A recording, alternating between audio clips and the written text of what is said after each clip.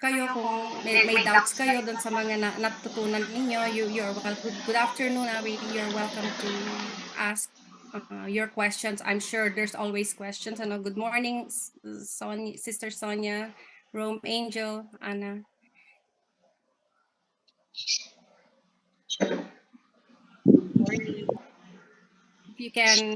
If there is anything na you would like to suggest, now we can talk about in the future. We're actually preparing to tackle yung talk about love languages. Riniready na namin ni Rema yung book study and all that stuff. After next week, i-start natin yon. And I think after that, magma-merge tayo with the manpower. So, suggestion ni Rema, habang nag-iisip kayo, no? Para hindi masayang yung oras natin. Sino daw, which of all the women na na-study natin is your most favorite and bakit daw? Why? Good morning, Arlene.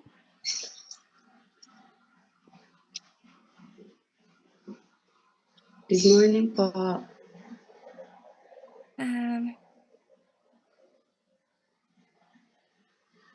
Sandali lang, nagte-text kasi si Rema. Hold on, I don't want to be rude. Okay. Okay.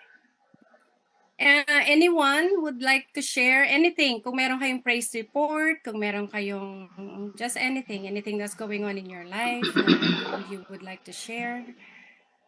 Do you have any questions? I'm sure you always have questions, but Manang Linda, would you like to open up with something? Curiosity? Janet? Okay. My most intriguing woman of the Bible that I am very.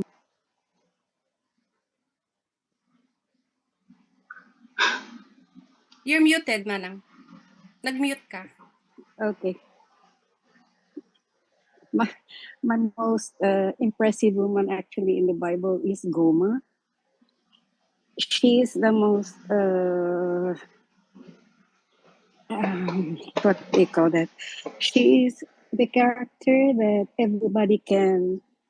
How she lived her life and how Jesus loved her is very, very impressive because God has shown His forgiveness and how He had commanded. What's the husband's name? How she left and astray, in spite of the love and the faithfulness of the husband. God kept telling him to go get him, go pay for all those people, forgive her and love her the same way as I loved you. So that the greatness of love of God to all of us, it reflects, because if each of us are just like her, when we sin and when we sin and keep sinning and keep sinning and keep sinning, and the forgiveness that He just has for us, His kindness, and He just keeps telling us, I am here. If you seek me, I am here. I will forgive you. He embraces us with His love and his total. I'm just so overwhelmed with how great his love is for us. But Gomer is my character that I would identify with, because I have been a lot like her. I fell not just in my personal life, in my job, I have committed a lot of errors that if I had not had his protection, I would have messed up my life and just wasted it totally, because I was very, it's a little bit of a rebel and a little bit of daring, fighting spirit, that challenging. I like to see what I can get away with. And without God, who was protecting me, I would have messed up again and again and again, And with the love of God, I was protected, even though I wasn't a Christian yet. He held me in his arms and kept pulling me, and in the footprints that I see in the sand was just two, because he was actually carrying me in my younger years, in my 20s, in my 30s. Oh, a lot of stuff I did. So I was Gomer in a lot of ways, and he loved me. So that's simplified. That I really want to share. I am a Gomer copy. So it's nice that we have this fellowship. You know, I really miss it because in a way I do not have anybody to talk to this way. My siblings and my friends, they are mostly Catholics, so we don't that part we do not have anything in common with. Our faith is very different, and I still don't have the boldness to confront them and say, you're not gonna be. Sometimes I feel like saying you're not gonna be saved if you keep living that way. But then again, I you know how it is if you start out that way. Verbally, they will just like I did, you know, spite them and say, "Oh yeah, I'll show you. We are in the same path." So I just surrender and pray for them and just talk about them like this and just keep praying that God will open your eyes someday. And I tell Rachel a lot that I envy her family because Josh and Sean and Andrew, they have God in their lives. You know, they are totally in the area where they know, where they just live in faith, and they live in faith and they just have the experience God. I I cannot say that about mine, and it is such a downfall, I think, for me. But somehow I feel I am encouraged when I'm with you guys that there is, you know, there is a God up there that will take care of them. So I will leave that up to him, and I'll just keep praying and keep fellowshipping and doing my devotion. Thank you all. Thank you so much. I love you all. Bye bye. I'm still here. Thank you so much, Manang, for that very compelling testimony, okay, about Gomer. I'm sure we can all. I'm not going to take much time na chat, comment sa mga sharing ninyo kasi I would like for everyone to share their experience, okay? It's not about what I say, it's what I want to hear everyone because yung mga testimonies ninyo is a testimony na of the goodness of God, and that we have to glorify God with all your testimonies. So sino pa yung next, please? Ako Okay. po. Sis Rachel. Yes, una muna, first, let me thank you. I honor you, Sis Rachel, for leading this Zoom meeting. Napaka-empowering sa atin. And sa lahat ng ladies, bawat isa sa inyo, lahat ng testimonies and sharing, ang ganda lang, nakaka-strengthen talaga ng spirit. Especially for me na bagong Christian, and ang daming pinagdadaanan. And very grateful and thankful ako. And glory to God at meron tayong ganito na matututunan. Parang supplement sa spirit natin every day. Yun, and what a good way to start. Yung mag-i-start tayo na i-fill up muna yung need ng Holy Spirit before we go on living the new day. Sa akin po, yung pinaka gusto ko, although hindi siya na-highlight masyado, si Queen Vasti. Kasi she learned to stood up. Kung ano yung alam niyang tama para sa sarili niya, even if it meant na madedethrone siya at mawawalan siya ng corona. And in life, sa atin, Para sa akin, parang sinisimbolize lang nun yung mga bagay na dapat nating i-give up sa, sa sarili natin. Uh, uh, uh, for God's glory. Yung pag alam natin hindi to step dun sa kahit yan pa yung pinaka-corona natin, kahit pa yan ang pinaka-valuable na ano sa buhay natin. Pagka alam mong hindi siya maganda at hindi siya tama, you have to give it up. Stand for it. And it really takes a courageous woman, or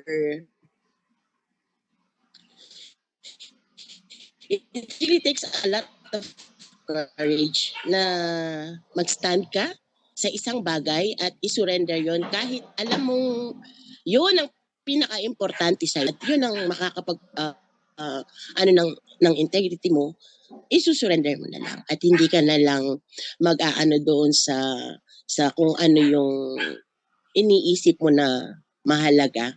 Meron pang mas mahalagang bagay ito. So yung learn to standing up for something na alam mong tama. Kaya kahit very very slight lang yung discussion natin kay Vasti, Queen Vasti. Na lang po, and thank you everyone sa mga inspiring stories and testimonies. Thank you. Thank you, Janet. Next po. Next, let's keep the momentum going. No? Ayoko mag-call kasi alam ko inaano kayo ni Lord na mag-share. So,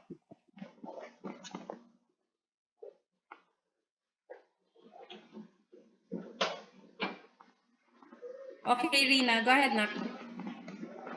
Hello po, good morning. Yung sa akin po is si Rachel.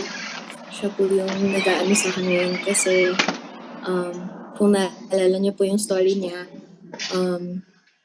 yun yung si Jacob. Si Jacob, meron din siyang unang asawa, which is yung kapatid ni Rachel. And yun nga, naiinggit siya na hindi siya makapag-conceive. So, yung ginawa niya, she used her own might. Nag-rely din siya sa asawa niya na sabi niya, bakit hindi mo ba ako bigyan ng anak? Yung parang, yun yung time na pinag-usapan natin, yung paano natin kinokontrol din yung partner natin, or yun nga, na natutunan natin na kailangan natin silang pabayaan na mag-grow. So yun, na-tap din dun yung topic about like yung comparison. Di ko na-share nung time na yun, pero naalala ko nung first few weeks natin, or first week, I think, naging topic din yung comparison, kung naalala niyo. Basahin ko lang. Kasi gusto ko rin yun. Ay, nasa kabilang notebook. So anyway, basta sinabi doon yung nung Proverbs 31 pa yung pinag-usapan natin, yung importance ng pag-cut ng comparisons. Kasi sa nakikita natin ngayon, ang daming women sa Bible na na-amaze ako na tayo rin, bawat isa sa atin, na may story din si Lord na sinulat na kung makikita niyo lahat ng ending, hindi ko alam kung lahat, pero lahat nag-work together for their good. As in lahat, beautiful yung ending na parang, kaya pala nangyari to kasi para mangyari to. Parang, yun nga, nag-work together for their good. So, yun, ang ganda lang na, yun nga, in the end, nagkaroon din naman ng anak si Rachel. Hindi lang siya naging patient. So, yun yung, tawag dito. Yun yung hinohone sa akin ni Lord. Inayos niya sa akin. Na maging patient. Yun lang po. Thank you. Thank you, Rina. Thank you, Nak. Sino pa?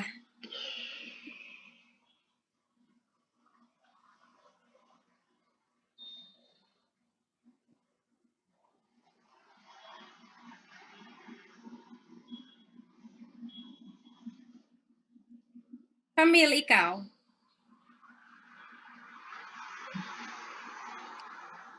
Good morning po.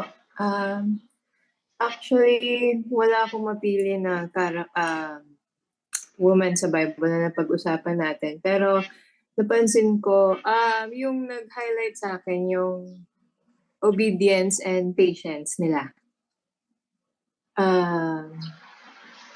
Yun.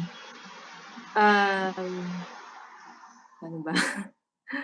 Yun yung obedience and patience. Kapag naging obedient ka and naging patient ka, pag naging obedient ka kay Lord,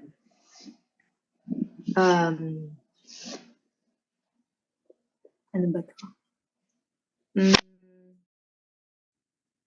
Bibigyan ka niya ng, hindi naman sa bibigyan niya yung gusto mo. Parang, makikita niya na you're responsible to take on His will, parang ganon.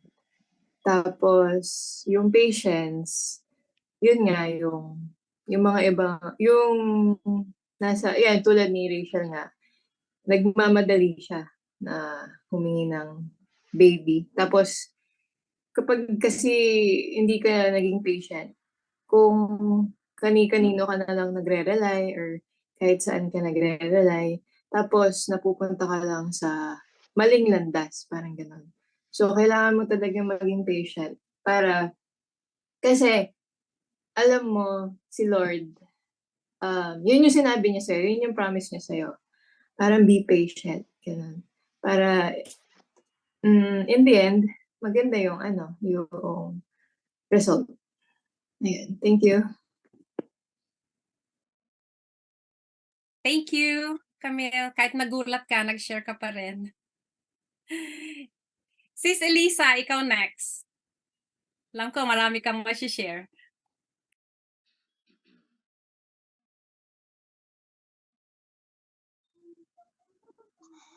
Hello po, good morning sa inyong lahat.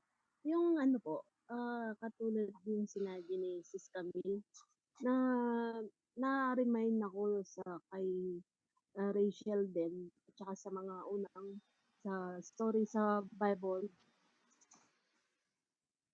yung mga sina Anna at saka si Elizabeth, yung parang naano ko ngayon, yung ano bang tawag doon, yung maghintay lang, yung anong will ni God para sa iyo, huwag maging huwag madaliin. Lahat ng plano ni Lord sa ating buhay may process. Basta laging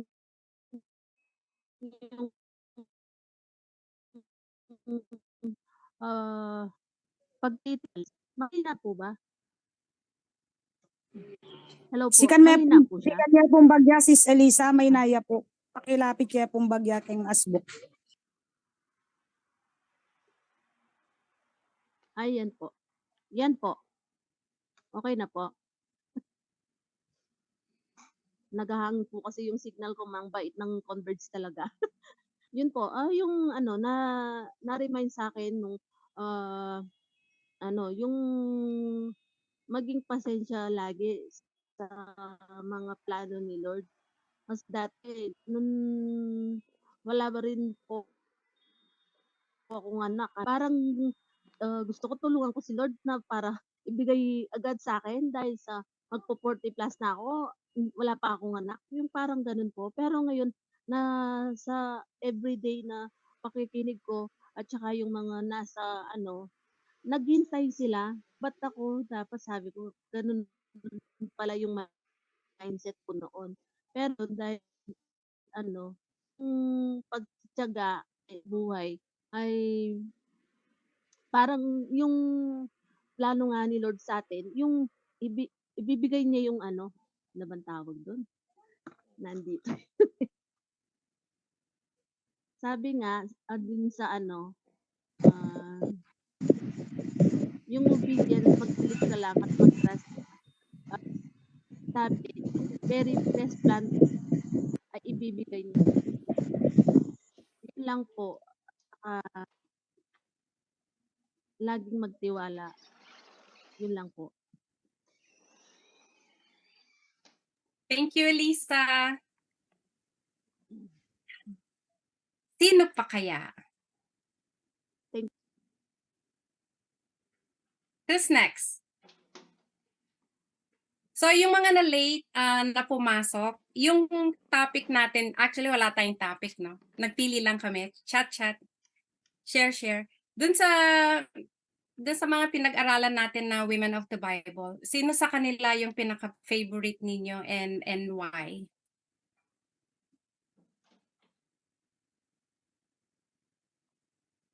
Marami sila, but Esther, Anna, Elizabeth. Good morning. May nag-comment. Kaya ako na. Hi, good morning po. I'm back. Hindi, ako po, ako for me, actually, all of them, kasi yung mga iba po, hindi po ako nakapag-join, so hindi ko po narinig yung mga story nila, no? For me, ako, yung mga narinig ko, ina-admire ko lahat sila. And for me is yung what I really admire about them is they are all women of strength and hindi po sila talaga quitter. So yun no, lahat parang ako, so ganun ako eh. Ganun po ako sa sa buhay no. Kasi ang dami ko pong ginagawa talaga no. So minsan sabi ko nga I repent no dahil nga hindi pa ako nakapag-join minsan kasi nga pag talaga yun nga po sa business no, really kami na po kasi talaga ng kapatid ko yung tawag dito, yung hands-on po talaga tsaka sa operation po and management. So, yung parents ko po kasi is chill-chill na lang, ganyan, or nagre-report na lang po kami sa kanila. So, lalo na po, no, praise God. Yun nga, so, testify ko din po yung goodness po, no, ni Lord sa buhay namin, sa family ko. So, sa mga hindi po nakakaalam, yun nga po, that we own yung boutique, yung The Off-White, and yung Mulak po here in Pampanga. So kung familiar po kayo. And last June, no, nag-soft opening po tayo sa Clark. Di ko alam kung na-share ko na po ito, pero baka sa CG ko po na-share. Sa Clark, no, so International Airport po, no, dito po sa Lipad. So, grabe po si Lord, no? So everyday po talaga, no, pinapakita niya talaga yung nakikita po talaga natin yung evidence no of goodness niya no and favor niya po sa mga buhay natin no. So yun nga, nakapag-open po tayo no. I believe kasi pag narinig mo yung airport, 'di ba, sobrang strict no, maselan. Sabi ko nga nung una parang nagda-doubt din ako dahil nga nung binigay sa amin yon no, ang daming parang ang daming hindrance din. Tapos parang nag-negative ako. Sabi ko, lalagay ka sa dulo, parang sinong bibili diyan, ganyan, no. So sabi ko, pero hindi, no. Tapos ang daming requirements kasi sa totoo lang yung mga yung mga kasabayan mo, yung mga katabi mo, so big company eh. Tom and Tom's, Mary Grace, basta po mga So kung iisipin mo parang baka maiwan ka, ganun, no? Pero praise God, no, lahat yon no? All things work together for good, no? Talaga, and pag talaga si Lord yung yung backup mo talaga, no? At saka, you don't limit Him talaga. Yun nga po, no? Praise God, no? Nakapag-soft opening tayo ng June 23, no? Then, nung last week lang yata or 2 weeks, no? Kasi kami lang dalawa ng kapatid ko yung nagdi-deliver. So grabe, pagod talaga. Nag-alternate lang kami. So from here to Angeles to Clark, do sa isa naming branch sa EU, sa Marquee, umaga pa lang, mag-chat na sila, may delivery, ganyan-ganyan. Tapos yun nga, no? Tapos last week po, no? Binigyan tayo ni Lord ng ng van ng service. So praise God. Ang mahal pala ng L300 ay ng Grandia. Binigyan tayo ni Lord ng pang-service. So may service na po tayo na kumukuha sa Manila kasi pinapabas lang po namin yun. From Manila yung mga products natin to dito nga sa Pampanga every other day yung allocation natin. So ngayon meron na tayong sariling service po, no. Grabe po, no. Glory to God, no. It's not I'm not testifying this to boast, no, but to glorify the goodness of God po talaga. Kasi apart from Him, no, we can do nothing, di ba? So si Lord lang po talaga. Tapos, yun nga po. Then, ano pa, yun, si Jenica. Nung dumating si Jenica, sobrang, ano din po, sobrang, ang saya sa family, ganun pala. Kasi, malaki na po yung, anak ko eh. So, 15 years old na. So, after, sabi nga, first apo po kasi siya. So, after 16 years, 15 years, meron ulit baby. So, nakalimutan ko na yung feeling eh. So, yun nga, pag nandito siya, sobrang, kaya minsan yung time ko din, dahil naalagaan ko din siya, tinutulungan ko si mami niya. Yeah, praise God din, sa buhay ni Jenica kasi, pinag-pray din po kasi siya ni mama niya dahil, yun nga, parang 3 years din po siyang, hindi na pupuntas or 4. So, pinag-pray din po. So, kinukonsider niya talaga ng miracle baby si Jenica. No, na talagang, siya, talagang precious siya from the Lord. Cute-cute niya. Tapos, ang taba po niya. So, kahit nga po nung nasa state siya, no? So, yung mga iba sa atin, alam niya na, nanganak yung kapatid ko sa state. Kahit nasa Amerika pa lang siya, todo ako post. Kala nga nila ako yung may akala po nga nila, anak ko yun eh. Si Jenica kasi pinupost ko siya everyday. Tapos nagpapasend ako sa kanya everyday ng mga video sa mama niya. Tapos pag nasa phone, pag nasa bahay na ako, titignan ko. Tapos pinanggigigilan ko. Tapos si Oli sasabihin sa akin, ay ma, baliw ka na. Sabi, sobrang lang po, sobrang grateful sa goodness and faithfulness po talaga sa buhay ni Lord, no? And sabi ko nga, it's not rainbows and butterflies lagi, no? I'm not saying that. Yun nga, ay nakakayak. Hindi kasi yun nga minsan mafe-feel mo that yun nga yung mapapagod ka rin kasi nga sabi ko nga sa inyo, sabi ko nga sa mga kasama ko, kung pwede lang na maging 4 yung katawan ko kasi yung heart ko talaga gusto ko makapag-join, no? Gusto ko makapag-join pero sabi ko nga mag-join ako, hindi naman ako focus, ayoko magpaka-plastic, I'm not like that. Ayoko mag-plastic na for the sake na may attendance lang ako. No, gusto ko talagang wala akong ginagawa. Kasi ayoko rin yung wala rin naman akong matututunan, no? So, yun lang kasi ang dami ko po talagang ginagawa. Ako lang kasi dalawang business talaga yung ako nang inaasahan kami na po ng kapatid ko. Yung isang kapatid ko may sarili ng buhay. So, yun lang. But I thank the Lord talaga sa strength. Pag talaga sa Kanya ka nag-draw, it's really unlimited, no? Philippians 4:13 and Philippians 4:19. That's really yung tandem kong life verse yan.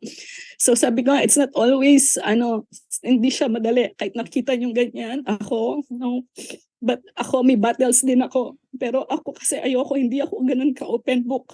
Kasi mas gusto ko yung, hindi naman sa marami kang tinatago, pero ganun ako eh. It's just me, no? And I want to be strong and courageous really in the Lord. So ako, hindi ko sinasabi na wala rin akong battles. But sabi ko nga, kung may pinagdadaanan ka, no? May pinagdadaan ka, badaanin mo, di ba? Badaanin mo lang, di ba? But you don't have to dwell, di ba? Ako, yun nga, ayoko na sa ganun eh, na mag-entertain pa ako ng mga offense, like mga ganyan. No, I'm done with that.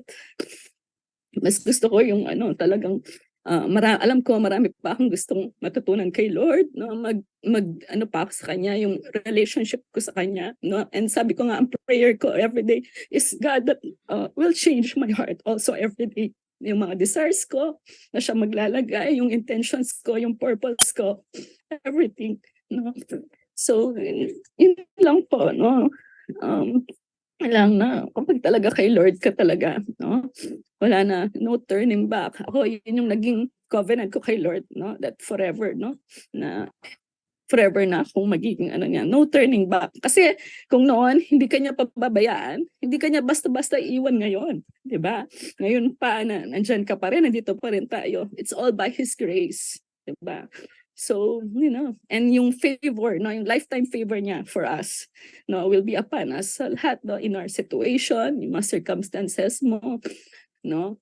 Ayun, pati yung kapatid ko, kasi siya, nag-ano na rin siya, sa kakatsaga ko rin sa kanya, thank God, praise God na gusto niya rin nakikinig ng word of God, no? So, hindi ko naman inaano, no, kasi nga, Catholic po kami dati, no? So, I'm not against Catholic, no? Sabi nga, it's not the denomination, it's not the religion, no? Importante, no?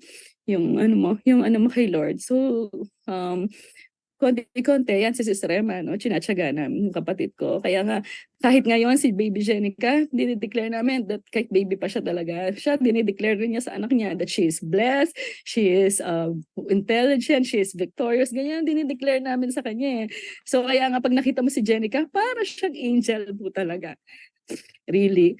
So para siyang angel. So yun lang, no? I just want to, na lang talaga. Actually, binabasa kong devotion ngayon, yung power, no? Yung power of being grateful. So ganun na lang yung gusto ko, maging grateful ako sa lahat. No, alam ko, hindi ko sinasabing na perfect ako, na perfect yung buhay ko. No, alam ko marami pa akong pagdadaan because we are in this world. 'Di ba? Hindi naman surprise 'yan kahit kay Lord. Hindi niya tinago sa atin 'yon. 'Di ba? But sabi niya, take courage always, 'di ba? Kasi lahat 'yan at pagtagumpayan na 'yan, no? And yung when God, no, sent his son, no, to the cross for us, for our sins, no? That's really talaga ultimate expression of love niya sa atin. And for me, there's no greater love than that. Okay? Thank you.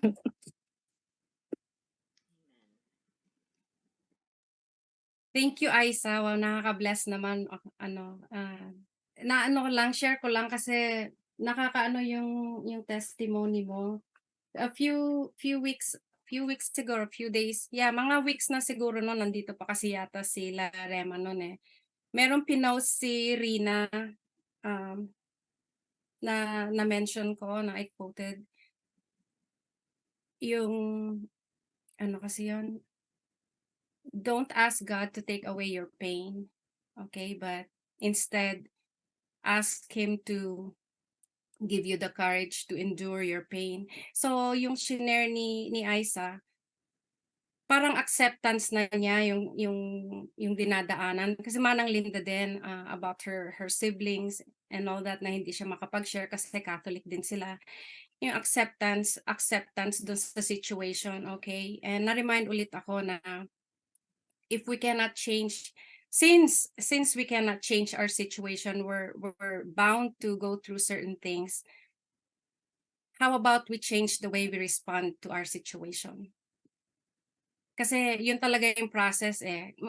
Lagi nating pinagpe-pray, Lord, tanggalin mo ako dito, tanggalin. I'm not saying all of you. Dinaanan ko rin yun. Tanggalin mo na ako dito kasi I feel so trapped in this situation. Ilang seasons nang ang dumaan until I learned it's not what I go through, but how I respond to what I'm going through. And God's gracious. He always gives us the grace to go through yung mga trials na binibigay natin to build our character. So, yun lang gusto kong i-share. Na-remind lang kasi ako dun sa shinare ni Aisa, tsaka ni Manang Linda, and then that one. Okay, it's okay. 7 it's okay, Aisa. Sorry po. Sino pang next? Let's share some more to glorify the goodness of God and God.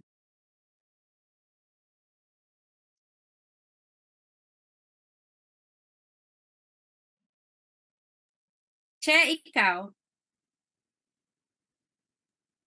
Hello, good morning po. Actually, nag-note ako dun sa mga women of God na inano natin dito. So, ang dami na, iba-iba yung character nila, to be honest. Just like us, iba-iba yung character natin, iba-iba yung pinagdadaanan natin, iba-iba yung dealing natin or yung calling din natin, no? Nag-ano lang ako ng konti dito. Si Mary Magdalene, siya yung seeing the resurrection, parang siya yung naging voice of the women kasi noon nga hindi nila tinatanggap yung boses ng babae. Kaya siguro lahat ng disciples during that time, wala sila nung nasa cross na si Jesus, 'di ba? Lahat halos babae, yung mama niya, sila lang kasi parang wala silang boses, parang hindi sila paniniwalaan, kaya hinayaan lang sila doon. But they're wrong. And then si Gomer, redemption, and then si Deborah, courageous, Si Leah, Rachel, and Vasti, yung nakita ko dito yung we can't take the matters in our own hands. In our own hands, no? Because, alam mo yon, there would be consequences on the choices we make, or in the future, yung mga i-decide pa natin.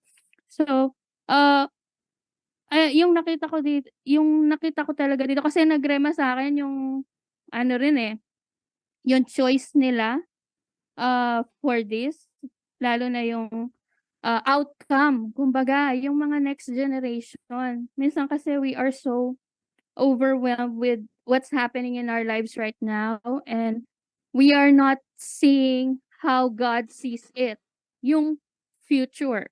I know we should be living one day at a time. Yes, that's correct.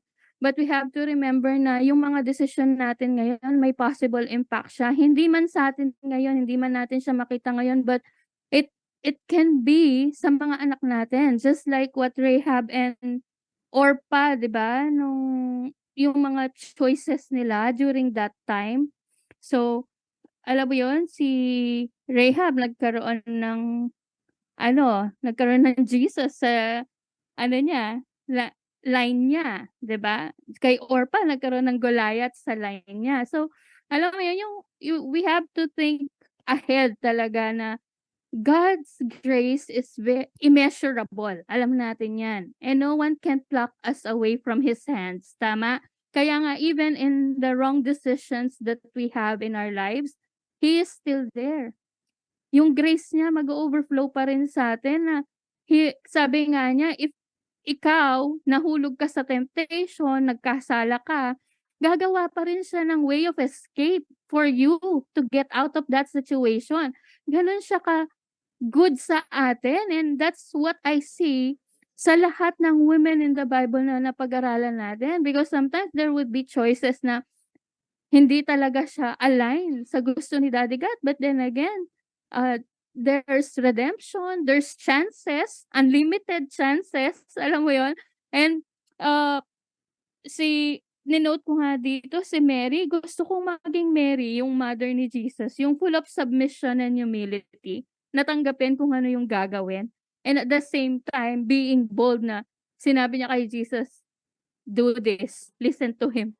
Yung parang hindi ko pa panahon, bakit mo ako papagawan ng ano dyan, miracle. Yung there's always boldness, no? And yung kay Esther din, we have to pray before we step up and speak. Alam mo yun, minsan kasi tayo mga babae, nauna na yung bibig natin. Minsan hindi na rin tayo nag-iisip kung ano yung sasabihin natin, as long as we can pour out our emotions right there and then, diba? So, this is what I have, it's been, siguro sabihin natin, work in progress in my life for the past few years. Kasi talagang ang hirap i-hold back yung mga comments natin. Kaya nga sabi ni Tita Sonia, shh!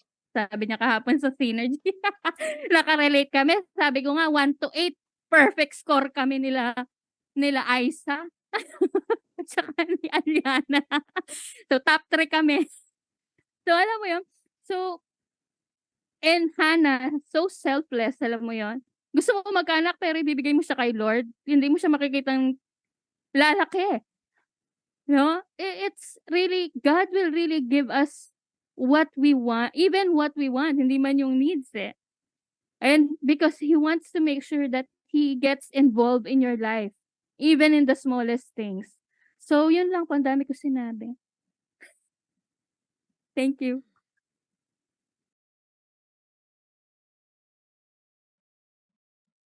Thank you, Che. Sister Sonia, ikaw, kasi nakachat kita kaninang umaga. Good morning. Ako, sige. Nag-oversleep ako actually. Sige, pero ano, ako, lahat ng mga women in the Bible, pero the one that really amazes me, yung kung paano ginagamit ni Lord yung, ayokong mag-offend ng anybody, pero yung woman at the well, yung si Mary Magdalene, si Rahab, yan, pati si Gomer. Kasi, yun yung mga women na talagang, kung isipin mo, in our society talaga, na dinadown, and yet, when they meet God, God turns their lives around. As in sobrang ginagamit sila, sobrang, kasi parang very common na yung mga lalaki yung magiging adulterous, pero yung mga babae, yung mga, alam mo yun, and yet, yung mga taong ganito na, yung mga women na ganito na ayaw talaga ng society, those are the people na gustong-gustong ginagamit ni Lord, na He turns, yung sinasabi nga natin, yung nothing, you turning nothing into something. Yun, na-amaze ako because kung iniisip natin na paano ko gagamitin ni Lord, kasi parang walang-wala ako, yung past ko, yung ganito. Pero when you read the Bible, yung mas sila alam mo yun? And yet, God used them mightily. God used them in the ministry. God used them for His glory. And He turned their lives around. And yung mga ganun, dun po ako na-amaze. Although sa mga ibang mga babae, oo nga, oo, nandun na ako yung strength nila, yung wisdom nila, yung faithfulness ni Lord sa kanila. Pero yung, it was like yung sila, very singled out sila, na outcasted from society and even sa mga tao, sa family nila, and they're always all by themselves. Yung pati yung reputation nila sirang-sira. But alam mo yun, yung how Lord turns everything around. Kaya dun po ako na-amaze sa mga ginagawa ni Lord. So if we think that God can't use us, we are definitely, palitan mo yung mindset na yun, kasi kahit sino tayo, God will use us as long as you just say yes to Him. So yun lang po.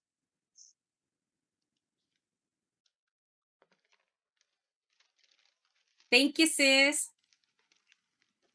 Sister Arlene, ikaw.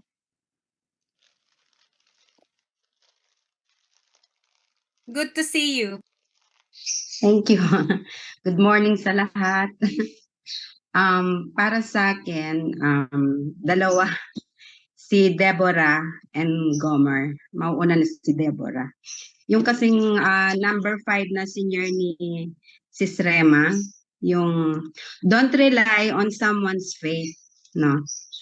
Kasi may nangyari kasi noon, hindi man sa akin kay Jeline, pero dahil nanay niya ako, kadugtong din ako doon, na nasubok dahil si Jeline noon, napaka bata pa siya noon, siguro nasa high school pa lang siya nung mangyari sa kanya yun, na parang nasubok siya dun sa faith niya, tsaka dun sa ginawa ng kalaban sa buhay niya, na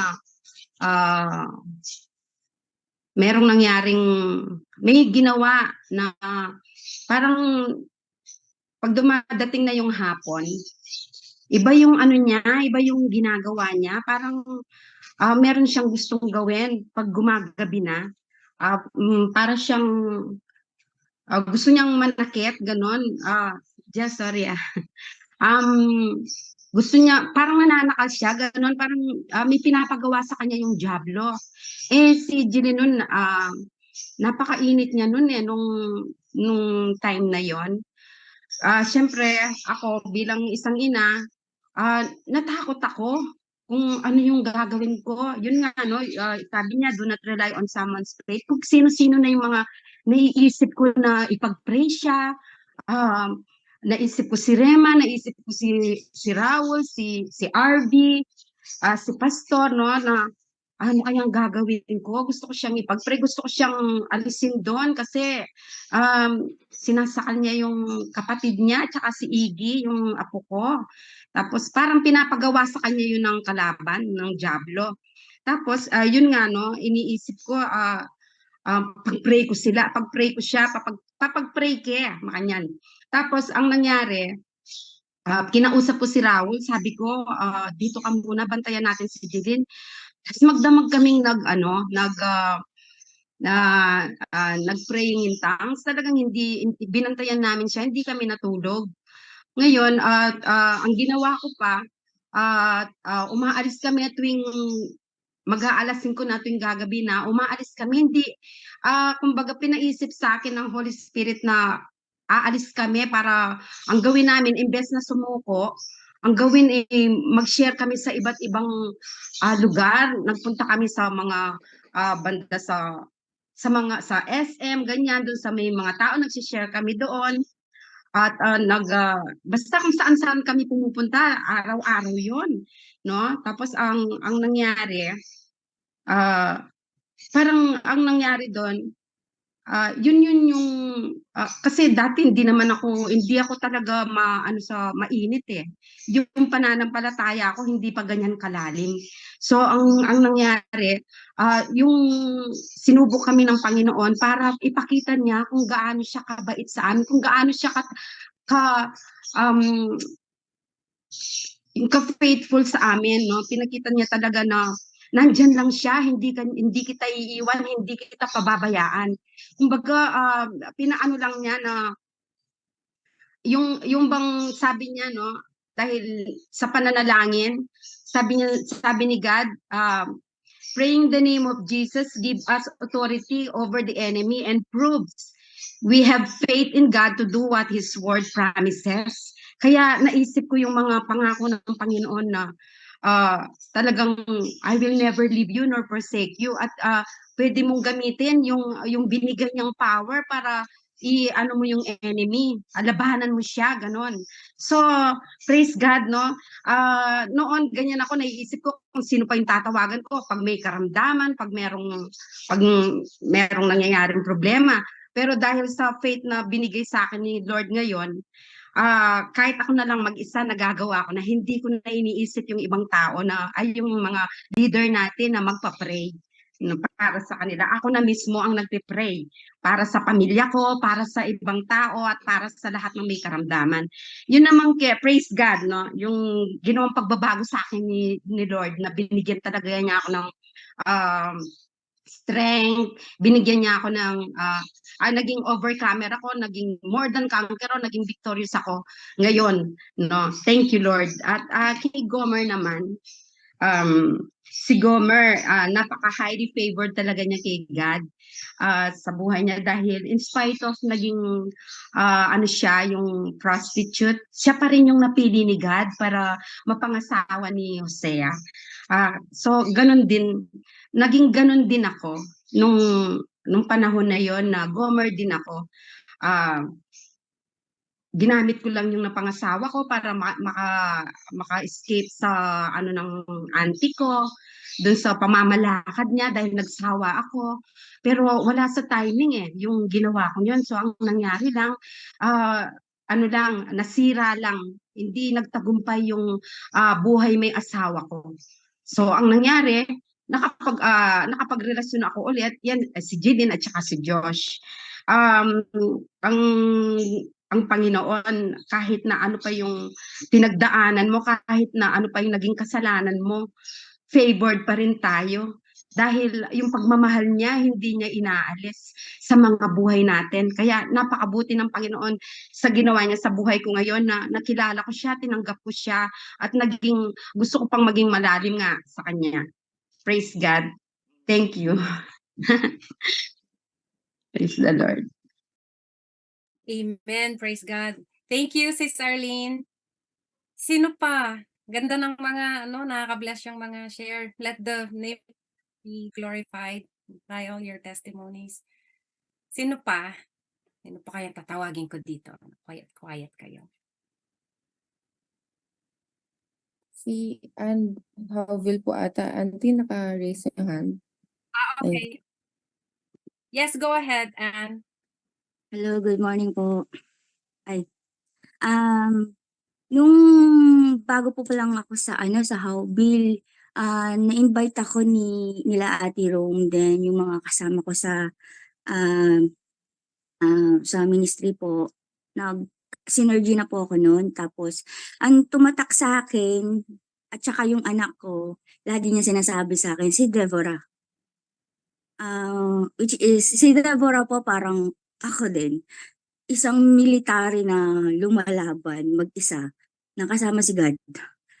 Sa lahat ng pinagdaanan ko, simula nung nawala yung mama ko, ako na yung tumayong nanay, tatay, ate, lahat ako na po yung nag-provide, lahat ako na yung kahit na may anak na ako, tinutulungan ko po sila, tapos ako po nagpo-provide, ako yung nagpaaral sa kanila. Pero sa tulong ni God, ginawa niya akong yung napakalakas na mandirigma niya na hindi ko lubos akalain na hanggang ngayon po, ganun po ako na katatag para labanan yung mga pinagdadaanan ko hanggang ngayon. Tapos po, yung kay Gomer, then kay Osea, isa rin po akong yung bata pa lang ako noon, yung auntie ko, hindi ko, bata pa lang po ako noon, inano niya ako, dinala niya ako sa Manila. Di ko po alam yun kasi kinulong po kami noon. Then, one day lang po naman yun. Pero syempre yung trauma nandun po, yung buti na lang po may tao na nagtanggal sa akin no, kasi sabi niya sa akin, bata ka pa, di mo deserve to. Kailangan mong makaalis dito. Tinanggal niya po ako doon din. Yung mga pinagdaanan ko na ganun, yung nakaka-trauma po na akala ko yung ang dumi-dumi ko na yung ganun. Tapos, hanggang sa sabi ko nga sa asawa ko, sabi niya sa akin, pang ilan na ako? Sabi niya sa akin, sabi ko sa kanya, nung time na nag-ano si Bishop, may isang topic na ano po sa akin, nakalimutan ko lang, yung nakalima yung asawa niya. So, sabi ko, 5, sabi ko. Pero sabi ko sa kanya, kahit 5, lahat yun minahal ko. Iniiwan lang ako, sabi ko sa kanya. Pero kahit ganun man, yung mga tao po, yung ginajudge ako na but ang dami ko daw naging karelasyon, but hindi ako mag-stick to one. Yung ganun po, yung sobra silang judgmental sa tao na napakakitid ng utak nila para sabihin nila sa'yo yun na ako daw yung nagloloko. Hindi po. Actually talaga ako talaga yung iniiwan, tapos ako po yung yung inaano nila, niloloko nila. Naghahanap po sila ng iba. Sabi ko nga sa sarili ko, yung mga line, kapalit-palit ba ako, pangit ba ako, ganun. Tapos natatawa na lang ako. Pero ako, praise God po na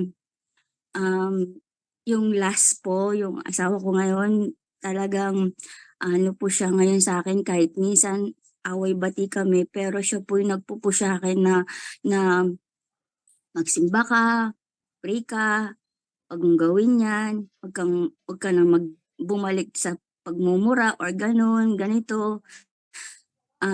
Napaka-bless ko po na may mga taong mga katulad nyo, si Ate Rome, na laging andyan, yung leader ko, na sobrang niya po sa akin, sobrang handle niya sa akin na inahano niya ako, talagang gusto niya talaga akong maano pa po kay God, makilala ko pa siya. Kaya maraming salamat din po kay na Bishop sa inyo po. Ang dami ko pong natutunan, lalo na kagabi. Sabi nga ng anak ko, Mama, zip your mouth. Sabi niya sa akin, okay, sabi ko. Kaya kaya kahit bata pa lang yung anak ko, talaga minsan tinuturuan niya ako, Mama, pag di mo kaya, isip mo lang yan, manahimik ka. Kaya sabi ko, praise talaga ako sa anak ko, napakatalinong bata. Sabi niya, Mama, one day, magtuturo ako sa Howville Ministry, magiging teacher ako. Kaya sabi ko, push mo lang yan, nak. Sabi ko sa kanya, someday talaga magiging teacher ka kasi yan ang dinideclare mo, receive mo na. Sabi ko sa kanya, oo ma, sabi niya. Kaya napaka blessed ko kahit na naging, sabi ko sa kanya, kahit na ganito lang ako, na minsan paiba-iba yung mood, pero nire-remind ako lagi ni God na maging tuwid. Kaya yun lang po, maraming salamat po sa inyong lahat. God bless po. Thank you, Anne.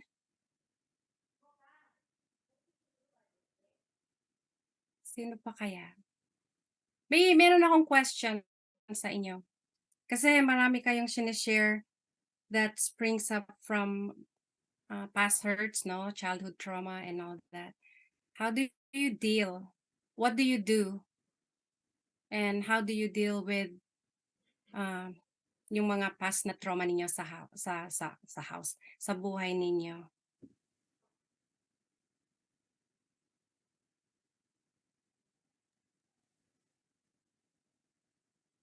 Is the question too heavy? We can talk about it some other time. Pero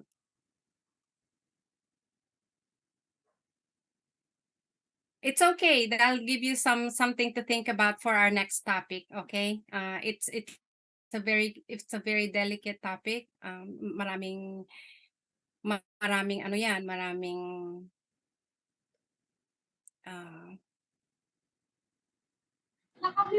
ano kasi. Sister Rachel, good morning. Morning, Sister Yeah. Sol. How do we deal with yung mga traumas na mga nangyari na nakalipas na masasakit at hindi mo ginusto, yung mga ganon. Gusto ko lang hong i-share po na Jesus heals our wounds. Si Jesus, ginagamot niya ating mga suka. Ang una ho yon ay i-recognize po natin na si Jesus is our healer. So, ako ho, nagpa-heal po ako sa Panginoong Jesucristo. Heal my wound, Lord. Kapag kahit pa ko sa offenses, sa tampo, sa ano pa mang bagay, when I know that it is already not in line, agreeing with the Word of God, I ask Jesus to heal me. So, yun po ang maano ko lang po, may share ko po sa inyo. Jesus heals all our wounds. And He's the same yesterday, today, and tomorrow. He is still our great physician. He is still our healer. Thank you very much. Thank you, Sister Sol.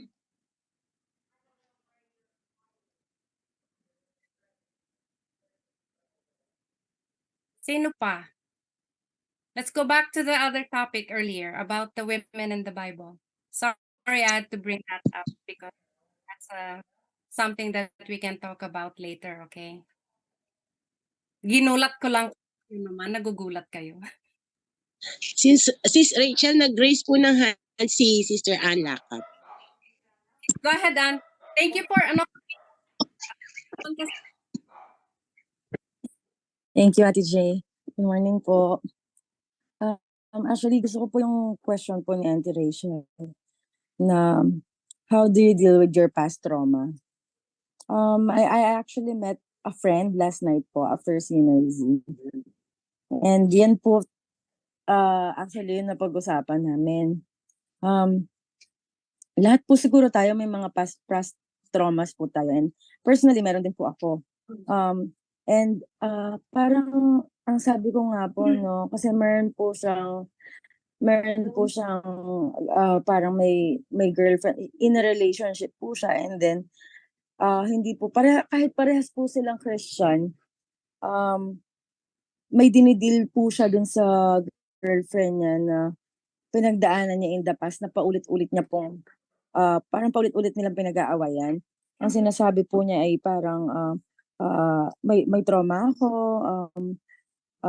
gagawin mo rin sa akin yon, sasaktan mo rin ako, kasi parang sinaktan po siya physically, mentally, tapos parang molested po siya in the past.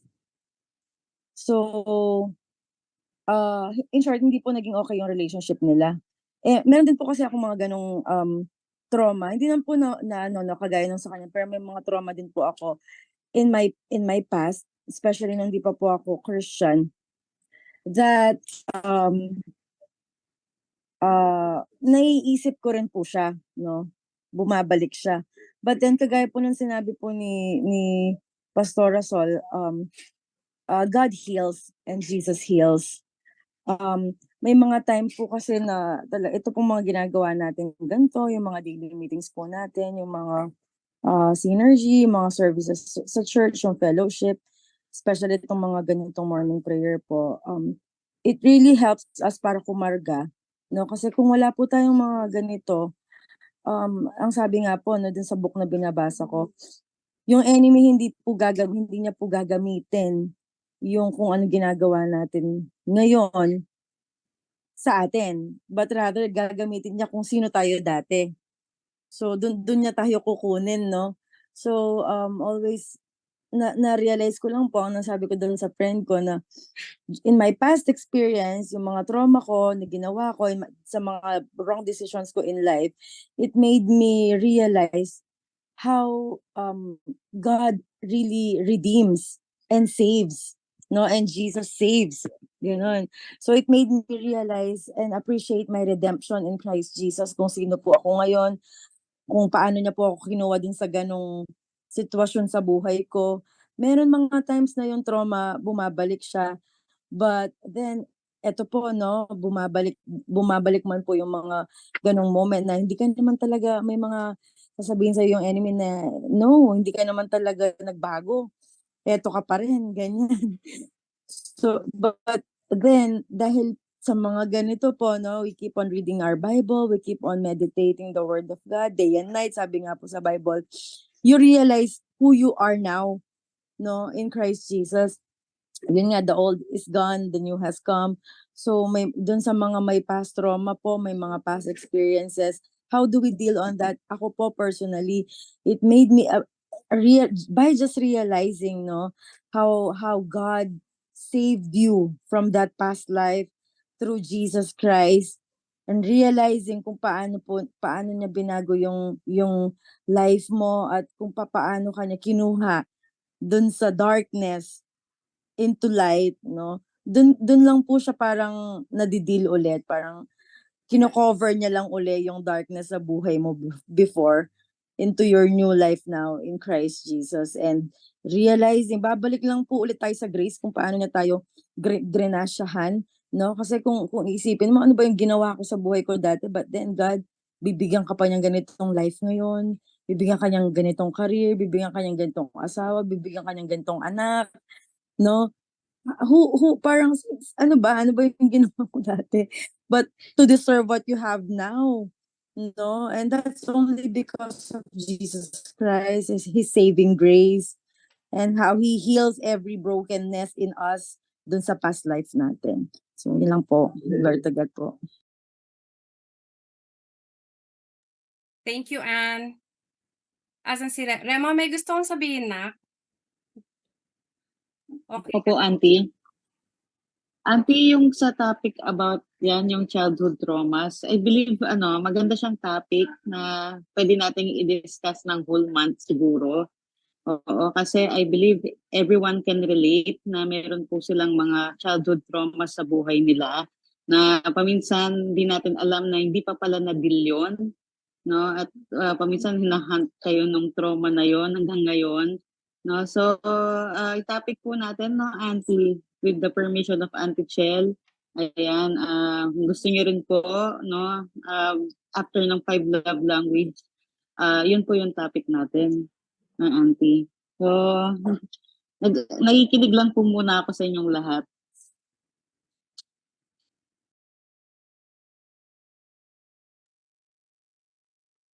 So guys, thank you so much for being flexible today, okay?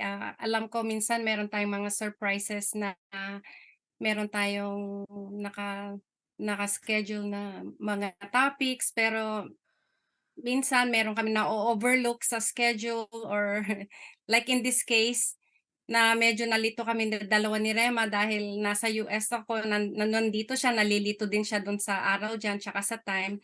Pero it worked out. God always work it out for us pag nagre-rely talaga tayo sa Spirit. When we rely on His leading, sa leading ng Holy Spirit niya, and hindi yung sariling agenda natin kasi minsan yung agenda natin, agenda lang. Mas maganda yung sa kanya, di ba? So, thank you so much everyone. Sino ito? Oh. Meron ba? Kung hindi, we can go ahead and close. We still have a few minutes. Kung meron pang gustong mag-share, you're allowed. Thank you, Anne, for that. Tutuloy natin lahat mga yan kasi lahat tayo may trauma. Diba? Although yung iba sa atin nakaano na, they have recovered from that. The grace of God has covered that, His blood and all that. But there are still sometimes may mga triggers, whether we like it or not. But God, those are just names.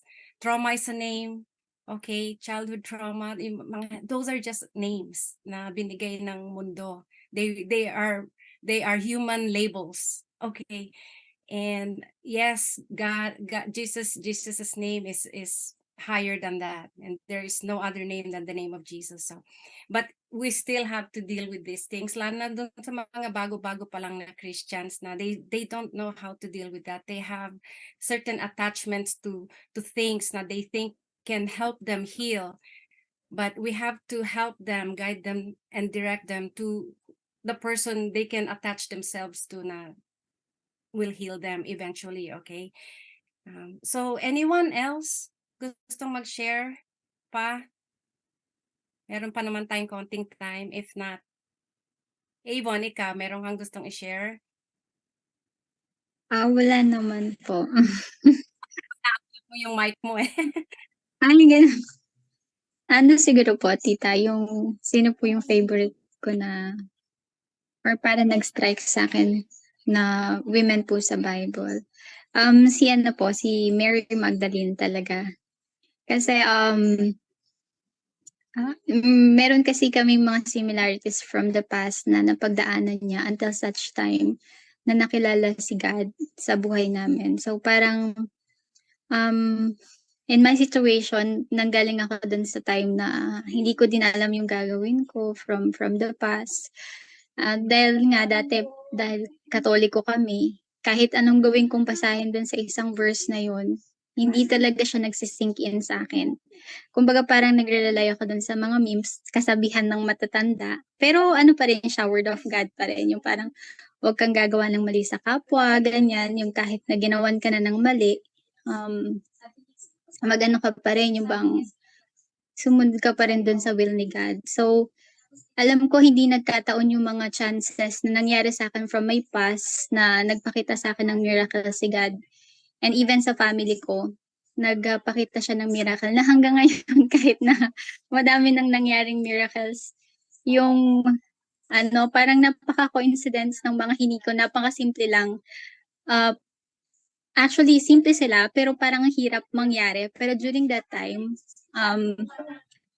nakita ko na talagang totoo si God. Kaya nga kahit sobrang hirap sa schedule na mag-join sa sa morning prayer, I tried my best to para maka-absorb ng word kasi ang hirap ng walang Yun lang Tita Rachel. Sobrang naano ako dun sa heart ni Mary Magdalene kung paano siya maging loyalist kay God even during the times of suffering. Yun po. Thank you, Avon. So I think we'll end with Avon tonight. Next week, itutuloy natin. Last week na natin. Next week and yung topic natin about women in the Bible, and then we will go through 5 love languages. Nako, ano kaya to? Mabigat yata ang topic na to. Gustong-gusto ng mga women yan eh. So anyway, magko-close na tayo, okay? I will close us in prayer. I know nag-open na ako. Pero merong gustong mag-close ng prayer dyan. Alam ko na, si Cha. Cha, can you close us in prayer? Kaya mo yan. Titingin-tingin ka kay Rose.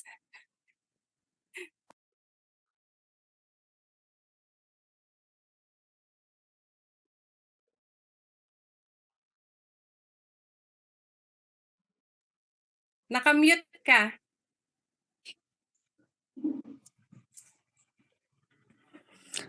Thank you, Father God. Thank you, Lord, sa araw na to, Panginoon. Thank you, Lord, sa kalusugan, sa kapayapaan, Lord God. Thank you, Father God, sa natural, miraculous, or God, sa wisdom, sa knowledge. Thank you for resurrection, Father God. Salamat sa words mo today, Lord, na marami kaming natutunan, Father God. Thank you, Father God, sa... Oh my God.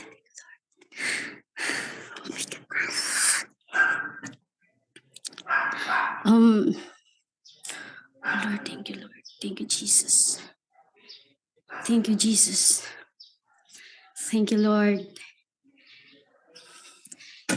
Thank you, Lord, sa salita mo today, Lord, na na-enjoy ng bawat isa, Panginoon.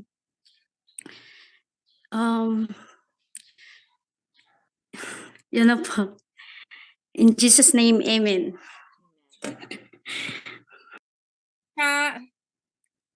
Thank you, everyone. God bless you all.